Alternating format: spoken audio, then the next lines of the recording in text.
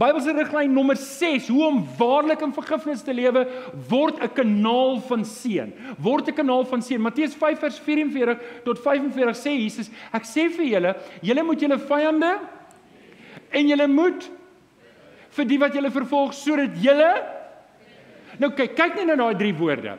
Nou ek weet vyande is nou 'n relatiewe begrip. In hierdie geval wil ek hê die mense wat jou seer gemaak het, die mense wat jou te nagekom het, lees dit daarin. Ek sê vir julle moet hierdie mense lief hê en jy moet vir hulle bid sodat julle kinders van God genoem kan word. Hoekom? Want weet julle, enige ou kan 'n wrok hou. Enige ou kan kwaad bly vir 30, 40, 50, 60 jaar. Enige ou kan sê, ek weier om te vergewe. Ek sal nooit weer, as ek ooit weer met daai ou praat, is dit te gou.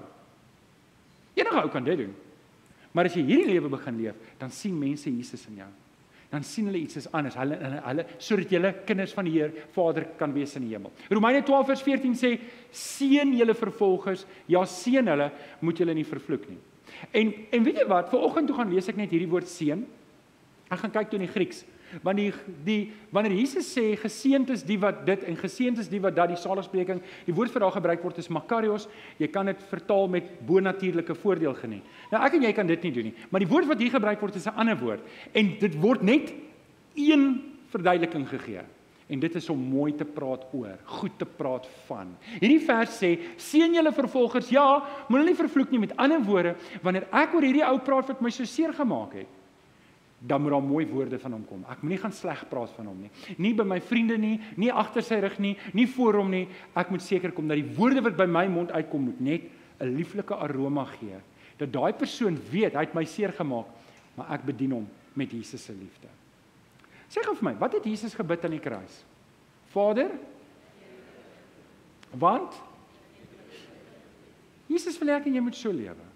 Jesus wil hê ek en jy moet 'n lewe van seën. Jesus het daar gehang, hy was gestroop van homself, hy was gestroop van alles wat goed was. Vir hom het dit gegaan oor siele. En net so, elke ou wat jou te nakom, skep vir jou 'n geleentheid om Jesus se guns te wys. Hoor mooi, elke ou wat jou te nakom, skep vir jou 'n geleentheid om Jesus se goedheid te wys. Moet dit nie persoonlik vat nie. Gebruik dit as 'n geleentheid om Jesus te wys.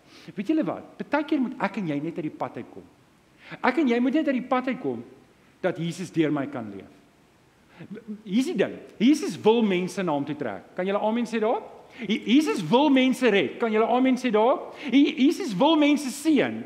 Maar nou sit ek en jy met 'n klomp hang-ups. O nee, ek is so kwaad hieroor. Nee, ek is so seer gemaak hieroor. O, ek voel geafronteer. Nee, ons kan nie dit doen nie. Nie as ek 'n kind van die Here is nie. Nie as ek lief is vir die Here nie. Die Here verwag van my om daardie seer om te draai in seën.